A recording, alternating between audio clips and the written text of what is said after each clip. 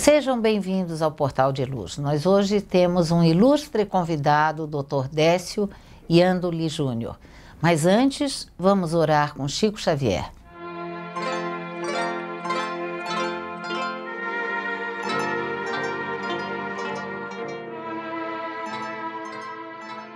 Na hora atribulada de crise, em que as circunstâncias te prostraram a alma na provação, muitos acreditaram que não mais te levantarias.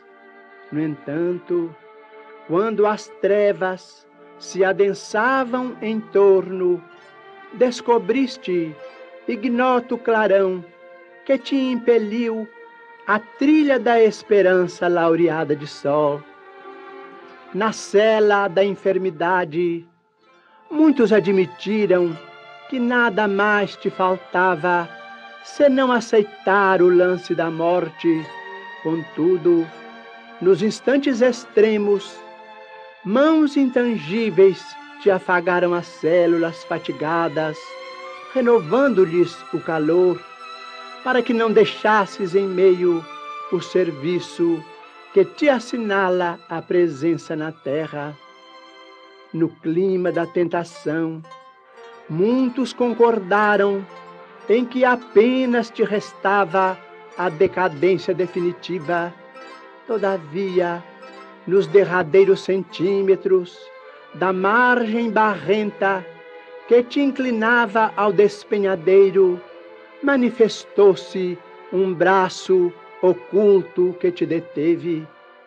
Na vala da queda a que te arrojaste irrefletidamente, muitos te julgaram para sempre em desprezo público. Entretanto, ao respirares no cairel da loucura, recolheste íntimo apoio que te guardou o coração, refazendo-te a vida. Na tapera da solidão, a que te relegaram os entes mais queridos, muitos te supuseram em supremo abandono, mas no último sorvo do pranto que te parecia inestancável, experimentaste inexplicável arrimo, induzindo-te a buscar outros afetos que passaram a enobrecer-te.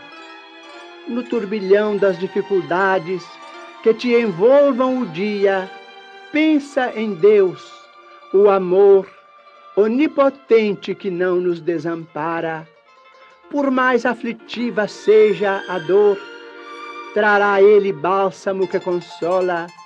Por mais obscuro o problema, dará caminho certo, a justa solução. Ainda assim, não te afoites em personalizá-lo ou defini-lo. Baste-nos a palavra de Jesus, que nos revelou como sendo nosso Pai.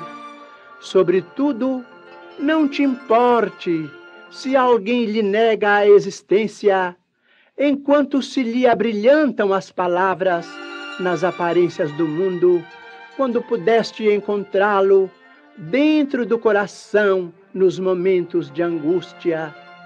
É natural seja assim. Quando a noite aparece, é que os olhos dos homens conseguem divisar o esplendor das estrelas.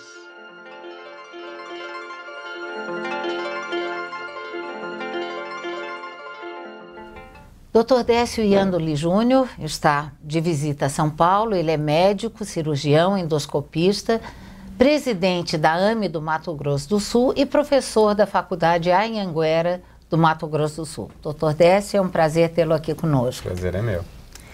O senhor acaba de lançar o livro Da Alma ao Corpo Físico e existe um capítulo que eu acho que particularmente deve interessar os nossos telespectadores, que é sobre genética.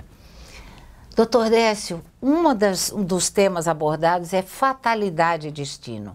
Nós espíritas acreditamos nisso? Então, esse tema está dentro do capítulo de genética por causa de uma coisa que é chamada determinismo genético. O pessoal da nossa geração aprendeu na escola que nós éramos o que os nossos genes determinavam. E existia uma corrente, inclusive dentro da psicologia, de que até o nosso caráter, o que a gente gostava, não gostava, estava tudo pré-determinado nos genes. Depois do projeto Genoma e da identificação dos nossos genes, que a gente imaginava que tinha mais de 100 mil e a gente tem cerca de 24 mil genes, e que nossa espécie tem menos genes que muitas outras espécies, principalmente do reino vegetal, então isso caiu, desabou, né? E agora, a própria genética já sabe que os genes não são imutáveis, que a influência deles é importante, mas não é determinante, e tudo foi evoluindo para essa questão. Então, essa fatalidade, né, de que você era um mero joguete na mão dos genes, da ditadura dos genes, né, isso daí acabou. E aí eu fiz uma pequena reflexão usando algumas questões do Livro dos Espíritos falando sobre isso, né. A gente tem essa coisa do karma, que às vezes, que o Espírita fala que é ação e reação, e às vezes a gente usa isso como um substituto para um determinismo. Sim. Então, assim, não adianta eu lutar contra isso porque esse é o meu karma. Ou não, eu preciso passar por isso, então eu vou passar. Então as pessoas confundem resignação com submissão, elas confundem ação e reação com lei de Talião, né, que são duas coisas diferentes. E acho que é importante a gente perceber isso. Existe um destino provável. Então, quando eu saí de Campo Grande ontem, meu destino era São Paulo. Eu tinha uma programação. E isso, eu estou cumprindo essa programação. Mas um monte de coisa podia ter acontecido e as coisas mudarem no meio do caminho, né? E a gente controla muito isso. Em relação à genética, doutor Décio, é importante reconhecer a predominância do perispírito como essa matriz genética.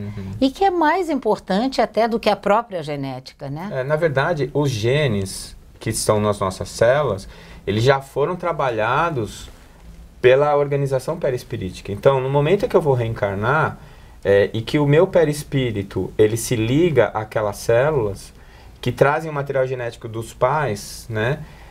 A influência do nosso perispírito sobre essa matriz genética já provoca algumas mutações gênicas para que aqueles genes traduzam quem eu estou nesse instante que eu estou reencarnando. As minhas facilidades, as minhas dificuldades, os meus problemas. Tudo isso vai influenciar de uma maneira positiva ou negativa, produzindo novos genes a partir dessa mutação. Isso a gente evidencia muito no caso de gêmeos.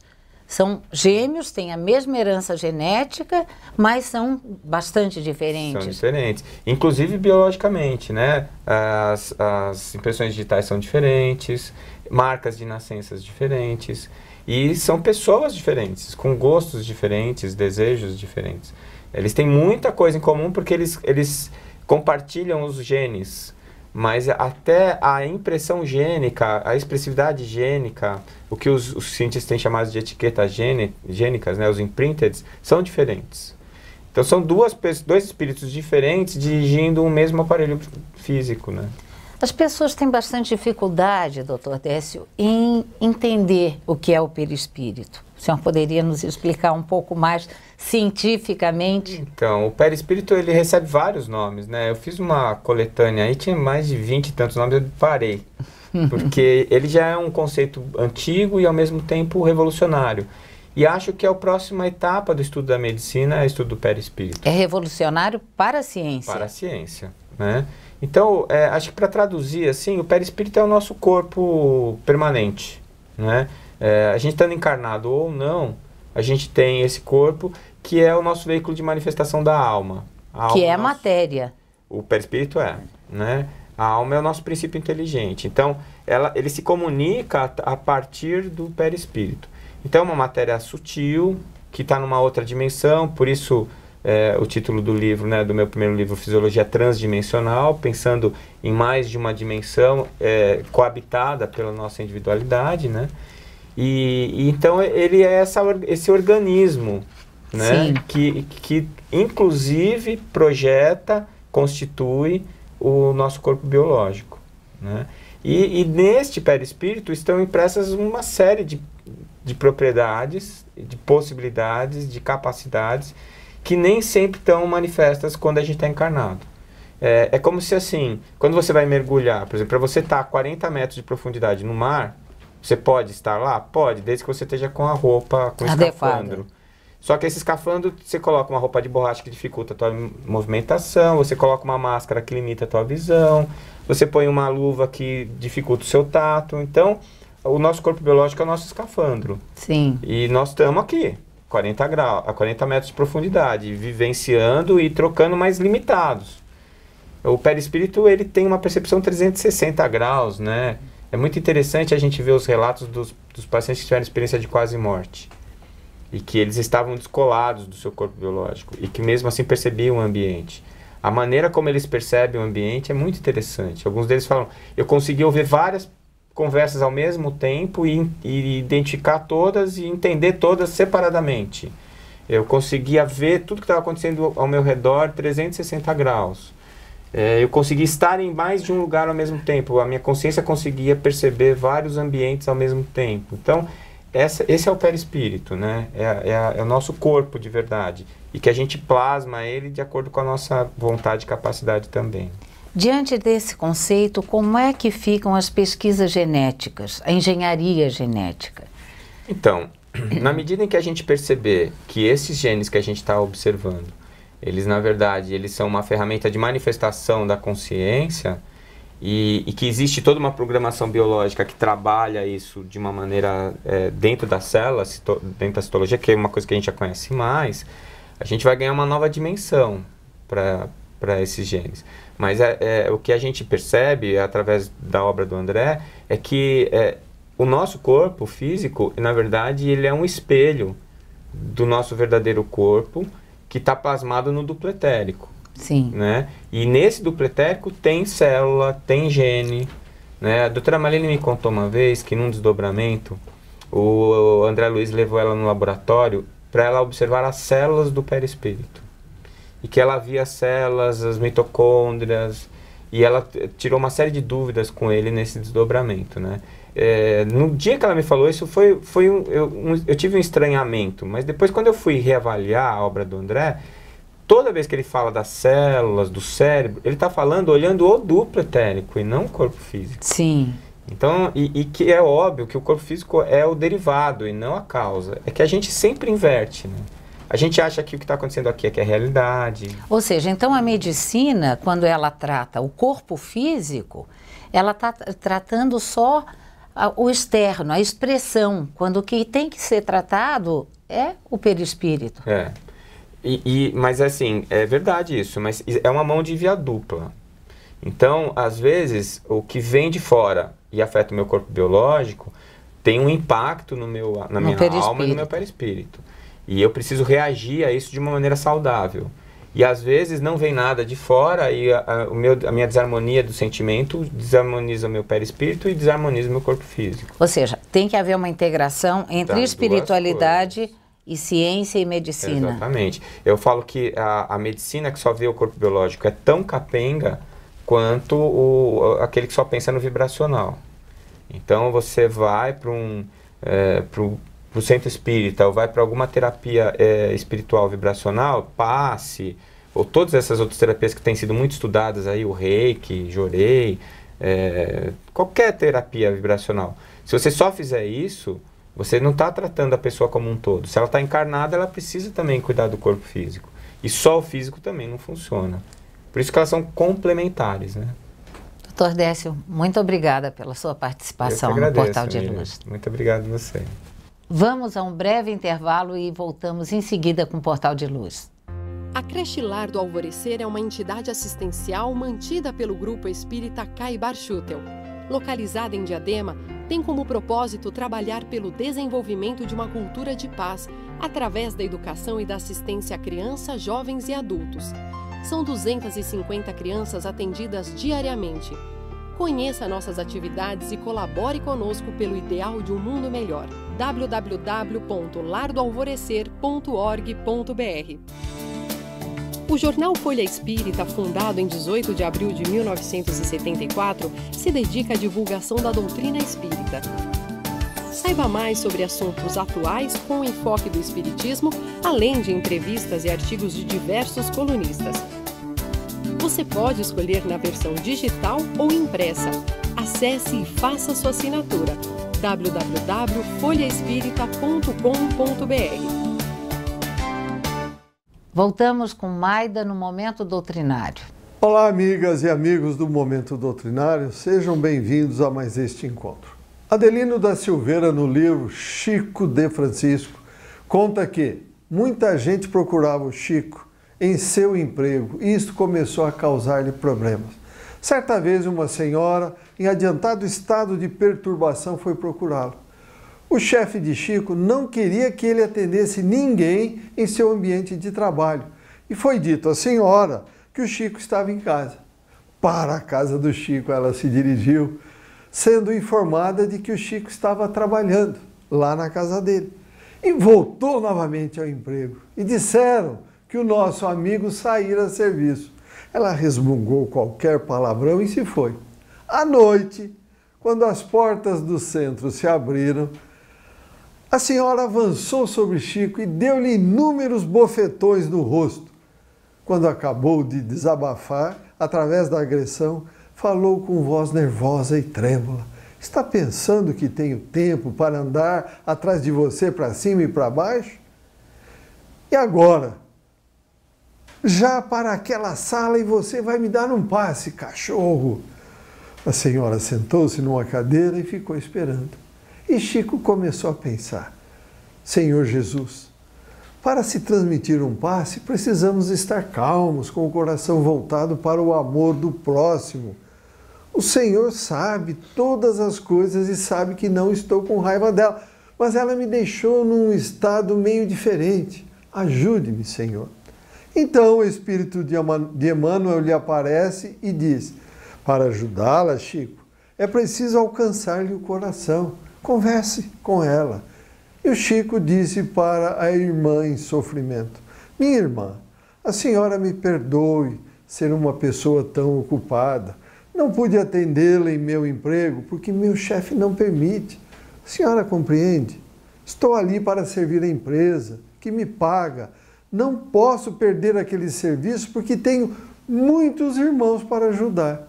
Foi conversando, e a mulher se acalmando, para em seguida começar a chorar. O Chico, então, transmitiu-lhe o passe e ela foi devolvida à razão. Depois de sua saída, o médium perguntou ao Espírito Emmanuel: Emmanuel, eu não estou com a razão?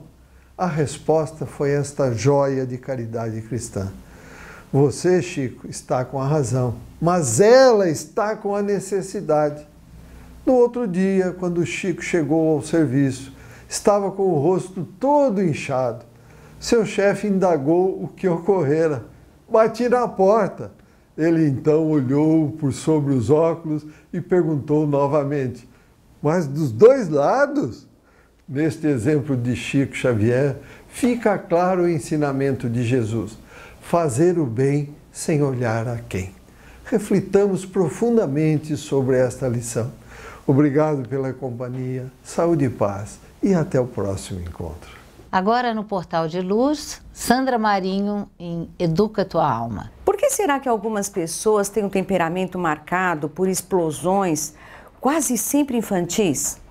Por que não se dão conta de que as suas explosões contaminam tudo ao seu redor? Estamos falando de cólera. E a cólera humilha as pessoas e destrói tudo ao seu alcance, inclusive aquele que a gerou. O Evangelho segundo o Espiritismo faz o diagnóstico. O orgulho leva a vos crer mais do que sois, a não poder sofrer uma comparação que possa vos rebaixar, a vos considerar, ao contrário, de tal modo acima dos vossos irmãos, seja como espírito, seja como posição social, seja mesmo como superioridade pessoal, que o menor paralelo vos irrita e vos fere. E o que ocorre então? Entregai-vos à cólera. Pois bem, falaremos hoje sobre esta terrível doença da alma que leva o ser humano às raias da irracionalidade, equiparando-o ao animal.